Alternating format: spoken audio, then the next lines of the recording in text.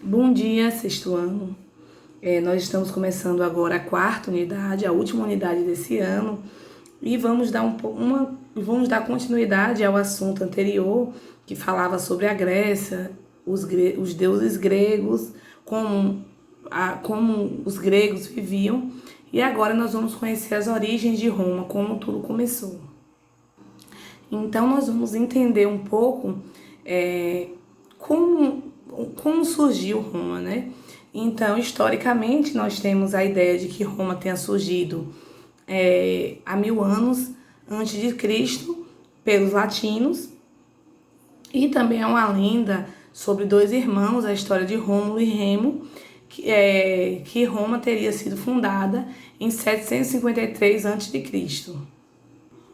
Então, primeiro eu vou contar a vocês essa origem de Roma, de acordo com a lenda, a explicação mitológica, né? Então, os romanos, eles contavam que Roma tinha surgido, né? Através de uma lenda que é bastante curiosa. Os irmãos, que seriam esses nessa imagem, Rômulo e Remo, eles tinham sido jogados no rio Tibre, na Itália. Esses meninos, eles foram resgatados por uma loba que os amamentou e, em seguida, foram criados por um casal de pastores. Quando adultos, voltam para a sua cidade natal, chamada Alba Longa, e ganham alguns lotes de terra. Assim, fundam uma nova cidade, chamada Roma.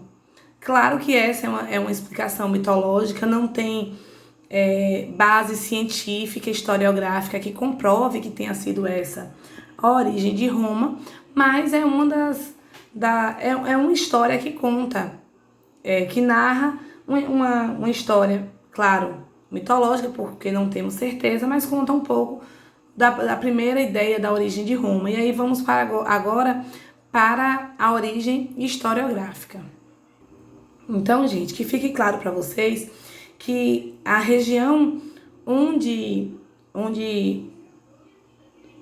surge a cidade de Roma é chamada de Península Itálica, e ela já era ocupada desde o primeiro milênio antes de Cristo. Já haviam vários povos que habitaram naquela terra. Essa região também, você vê que de acordo com esse texto, já conta, né, de acordo com o que foi colocado aqui no slide, nesta região desenvolveram agricultura e atividades pastoris. Então, gente, as pessoas puderam se sobreviver naquela região porque havia um solo fértil, o clima ameno e a área que era cercada por montanhas, que fazia com que o frio não penetrasse totalmente na região, fazendo com que a agricultura não fosse destruída por conta do frio da região. Então, os historiadores, eles afirmam que Roma é resultado da mistura de 3 povos que habitaram a região da Península Itálica. No livro de vocês podem acompanhar, logo na página 174, vocês vão encontrar que primeiro seriam os povos itálicos, que também eram chamados de italiotas, né? Os etruscos e os gregos. Esses povos itálicos ou italiotas foram os primeiros a chegar, ocupando o centro da Península Itálica, né? Eles fundaram aldeias agrícolas e pastoris na região. Logo após os italiotas, os povos itálicos, chegaram os etruscos, eram uma comunidade de comerciantes e navegadores, e logo depois, por último, vieram os gregos, povoaram o sul da península e a Sicília, fundando colônias nessas áreas. Então, em poucos séculos, Roma transformou-se na maior cidade do mundo e capital de um império imenso. Então, agora a gente vai entender como se organizava a sociedade romana. Então, essa sociedade era formada por 4 grupos principais, que seriam os patrícios, clientes, plebeus e escravos. Então, os patrícios eram os aristocratas, ou seja, eram os nobres, eles possuíam grande quantidade de terras, né? Quando a gente fala em aristocratas, são pessoas que possuem grandes extensões de terra. Também eles tinham grandes rebanhos, e eram os únicos que tinham direito a fazer parte do Senado romano, ou seja, eram os mais importantes na política de Roma. Logo depois dos patrícios, vinham os clientes, eram pessoas pobres, livres ou estrangeiras, dependentes dos patrícios, que eles davam terras em trocas de serviços. Então, esses clientes, que eram chamados de clientes na sociedade romana, eram pessoas pobres, eram livres, ou poderiam ser estrangeiras também, mas elas dependiam dos patrícios, porque esses patrícios, que eram os aristocratas, os nobres, lhes davam terra em troca de favores, né, de serviços. É importante, gente, saber que quanto mais clientes um patrício tivesse, mais ainda era a sua importância política e social. Ele conquistava muito mais importância política e social por ter muitos clientes. Os plebeus, gente, eram uma classe mais numerosas. Eles eram pessoas livres. Como eu falei, formava a maior parte da população de Roma, né? A maioria da população de Roma. Eles exerciam as principais atividades econômicas, e eles também, durante o período de monarquia em Roma, eles não tinham direitos políticos. Eles eram pobres também e não podiam se casar com os patrícios. Já os escravos, em sua maioria, eram prisioneiros de guerra, ou plebeus e clientes endividados. Eles não podiam legalmente casar, nem fazer testamento, eles não podiam casar com ninguém. Não era permitido o casamento para eles, eles não podiam ter testamentos, né, os escravos, eles não poderiam deixar nada para ninguém, para caso eles tivessem um filho extrajudicial, que não era permitido que eles tivessem um filho, mas se eles tivessem, eles não podiam fazer um testamento para deixar nada para esses filhos. Eles realizavam todo tipo de trabalho, principalmente aquele trabalho que exigisse mais esforço físico, era feito pelos escravos. E no período da monarquia não era uma população muito numerosa, não existiam muitos escravos naquele período. Na organização social, gente, dos povos, dos antigos romanos, a gente precisa entender como era a família romana, como eles se estruturavam.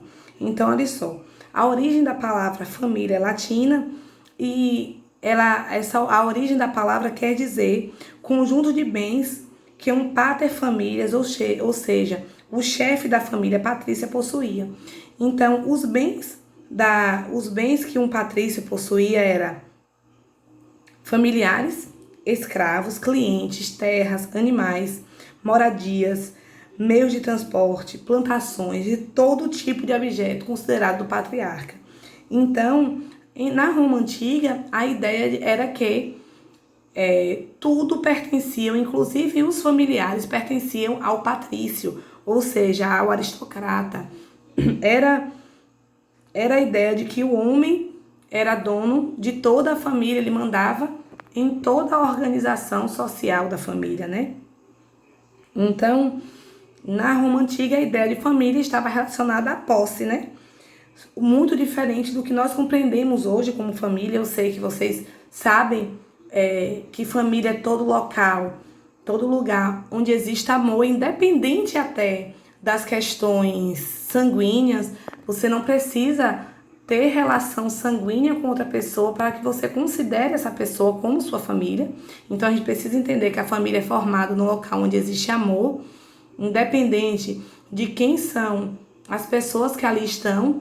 As famílias são formadas não só por pai e mãe, mas tem avós que criam, tem pais que criam sozinhos, mães que criam sozinhas, tios, tias. Então a família é local de amor. Então era muito diferente da ideia de família da época da Roma Antiga. Nós temos vínculos afetivos que fazem com que a gente acredite no que é a família. Já nas famílias dos plebeus, o conceito de família estava ligado à figura do pai, ou seja, a liderança masculina, aquela ideia patriarcal, né? Mesmo ele não tendo tantos bens quanto os patrícios, os chefes das famílias plebeias também eles tinham autoridade sobre a vida dos filhos, que jamais iriam desacatar os pais, mesmo depois de estarem casados. Eu acho isso muito bom e que, independente de qualquer coisa, a gente continue a respeitar os nossos pais, né? Então, agora nós vamos para a monarquia, ou período monárquico, né? Então, a primeira forma de governo dos romanos foi a monarquia. Havia um rei que tinha a função legislativa, né?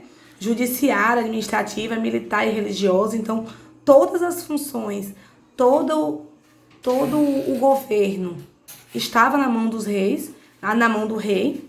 O rei tinha poder absoluto. Quando a gente fala que um rei tem função legislativa, judiciária, administrativa, militar e religiosa, então ele assume um poder absoluto, né? Mas mesmo ele tendo esse poder absoluto, havia poderes também que podiam limitá-los, que era o Conselho de Anciãos, chamado Senado. Eram compostos de homens de origem nobre e chefe das famílias aristocráticas. Por isso que a gente fala que nesse período, que no período monárquico, a sociedade romana estava estruturada em função da posse de terras. Por quê? Porque esses homens, esses aristocratas que formavam o Senado, eram quem decidiam, junto com o rei, o que iria acontecer com a cidade de Roma. Então, as decisões do Senado também ainda eram aprovadas ou rejeitadas por uma assembleia que era chamada Assembleia das Cúrias. Mas a gente consegue perceber a ideia da estruturação em função da posse de terras, porque um aristocrata, como eu disse a vocês, é alguém que tenha uma grande extensão de terras. Então, nós precisamos entender que após a monarquia vai vir um novo período, que vai ser o período republicano. Só que a gente precisa entender como se instaurou a república. Vocês acompanham na página 176. Então, olha só. O último rei etrusco, que era Tarquínio, conhecido como Soberbo, ele tentou ganhar mais poder se aliando aos plebeus enriquecidos. Só que a aristocracia romana não achou legal, a aristocracia romana não aceitou a ideia de um rei se aliar aos plebeus. E aí, os patrícios, né, os aristocratas, eles depuseram esse rei e expulsaram os etruscos da cidade. Então, após a deposição do rei Tarquínio, é que foi instituída uma forma nova de governo que é chamada de república. A administração da república, ela era formada por 3 instituições, que seriam o Senado, as magistraturas e a Assembleia. O órgão mais importante, o órgão máximo da república era o Senado, pois era o órgão que organizava as leis, né? Cabendo decisões sobre guerra, paz e controle do orçamento público, controle do dinheiro público. Já os magistrados, eles eram eleitos anualmente pelas assembleias populares e eles tinham funções executivas e administrativas e eram subdivididos em questores, pretores, edis, pontífices e censores. Entre esses magistrados, gente, os mais importantes eram os cônsules, porque eles eram quem convocavam os senados e as assembleias, eram os chefes do exército e coordenavam toda a administração pública, mas cada um, e logo depois desses vinham os questores, eles tinham a função de coletar impostos e administravam o dinheiro público.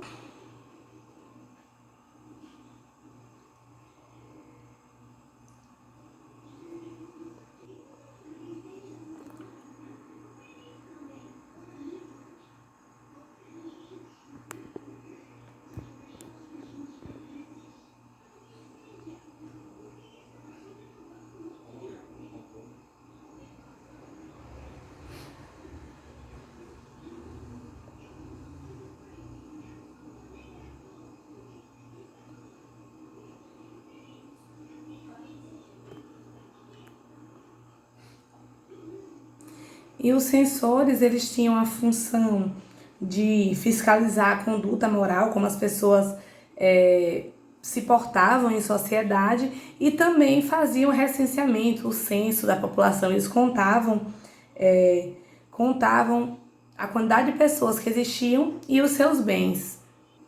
E foi, gente, ainda durante o período da República, o período republicano, que ocorre o fortalecimento do exército romano e faz com que Roma comece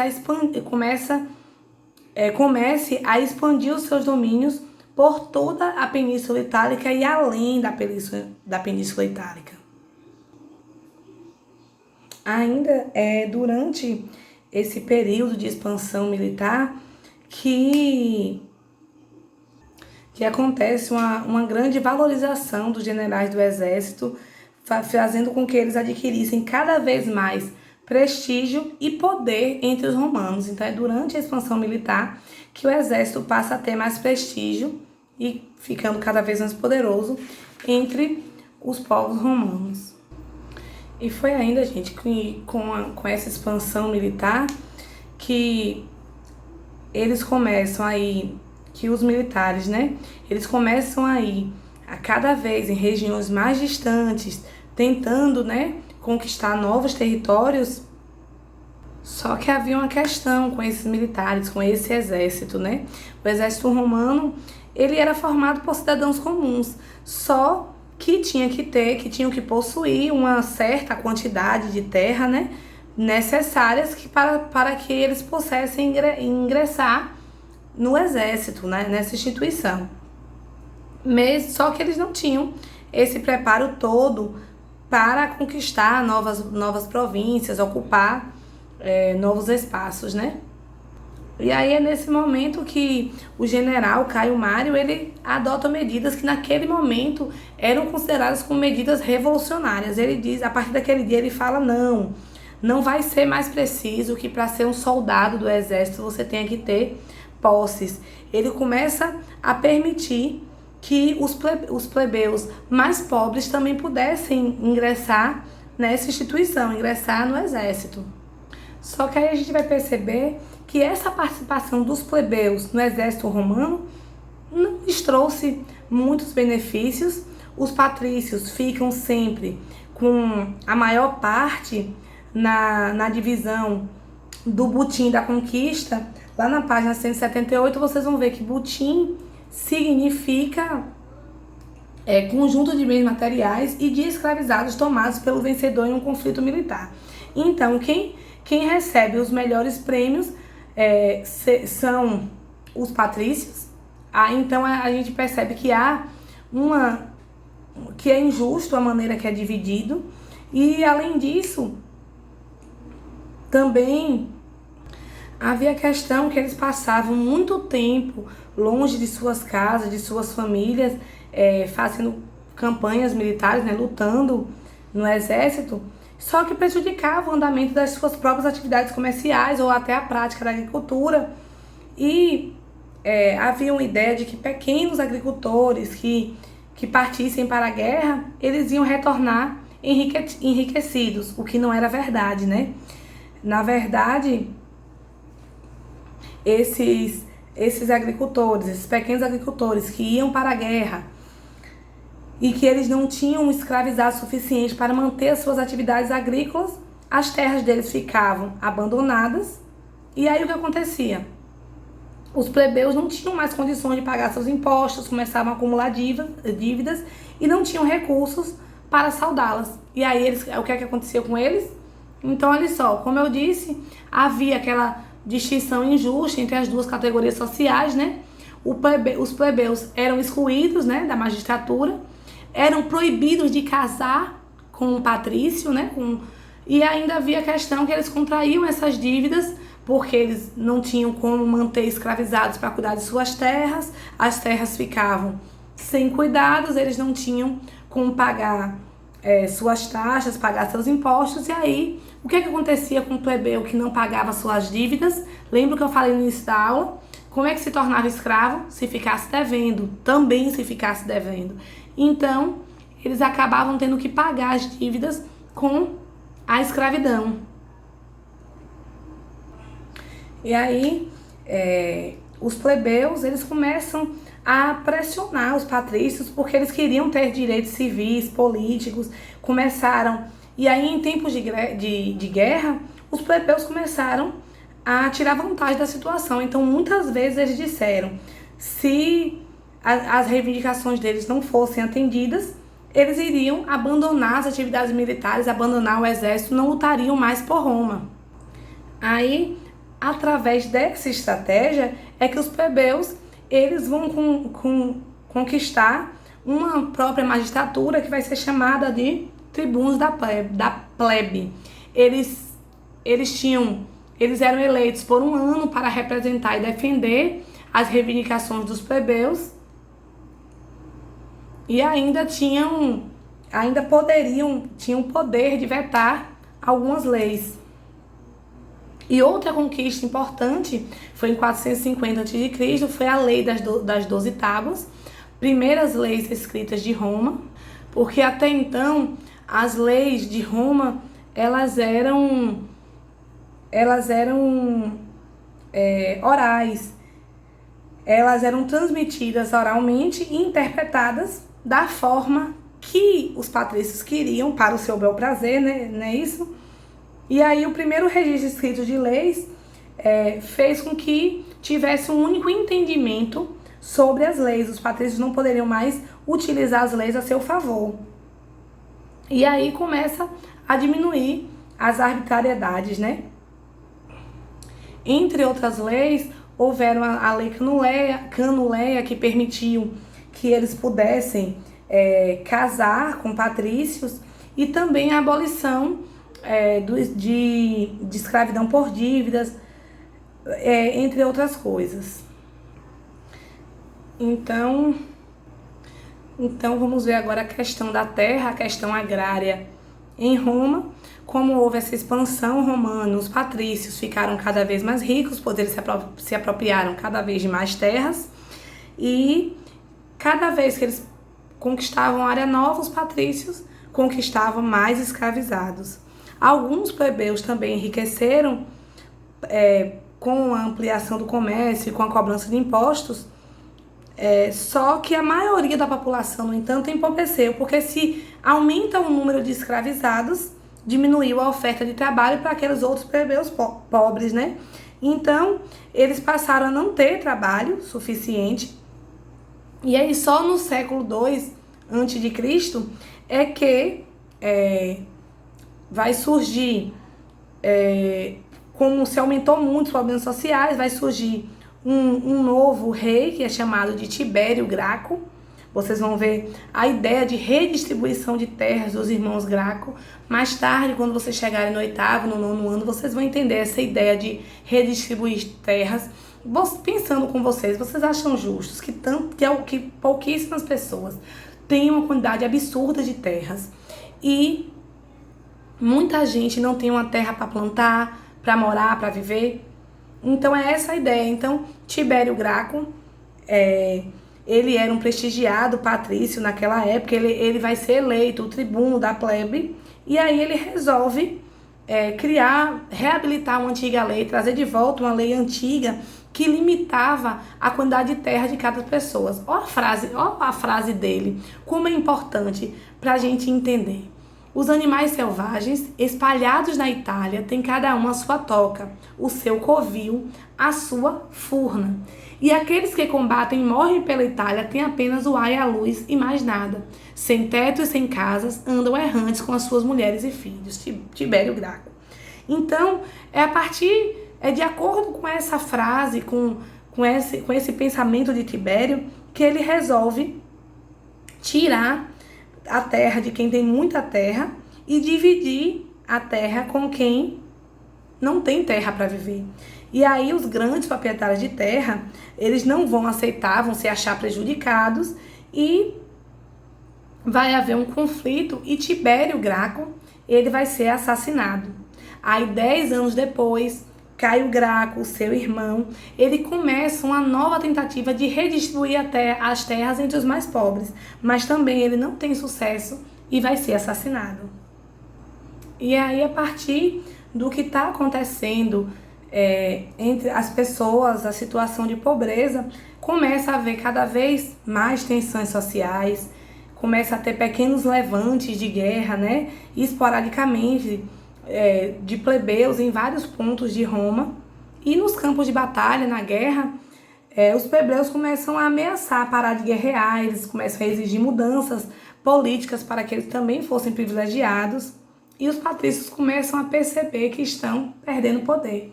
Então, a crise da República Romana não foi somente uma crise econômica, mas também foi política. O conservadorismo patrício em não aceitar reformas, aquela ideia dos patrícios em não aceitar mudanças, em só querer cada vez mais manter os seus privilégios. Então, fez com que os generais do exército começassem a ganhar o apoio dos tribunos da plebe, né? E ocupassem o poder no lugar dos patrícios. Então, é nesse período que vai surgir esses 3 generais, né? General Júlio César, Pompeu e Crasso. Eles vão se unir e vão formar o primeiro triunvirato em Roma. E aí eles mudam a forma de governo para 3 cônsules. Eles vão ter o poder sobre Roma, esses 3 cônsules. Só que após a morte de Crasso, Júlio César e Pompeu, eles vão liderar uma disputa. Júlio César vai sair vitorioso e ele vai se tornar o único governante de Roma. Júlio César vai governar Roma por um tempo. Ele toma medidas muito importantes no seu governo, como a obrigatoriedade que os patrícios empregassem homens livres. Também é no governo de Júlio César que vai haver uma mudança no calendário, vai introduzir o ano bissexto, que é o mesmo calendário que nós usamos, e nós temos o ano bissexto, né, a cada 5 anos. Só que Júlio César, ele vai cada vez mais ganhando poder, e esse crescente poder dele vai desagradar senadores que começam a ter medo de que retomem uma monarquia, né, no país. E aí Júlio César vai ser assassinado em 44 a.C. E com a morte de Júlio César vai se iniciar o segundo triunvirato, que vai ser formado por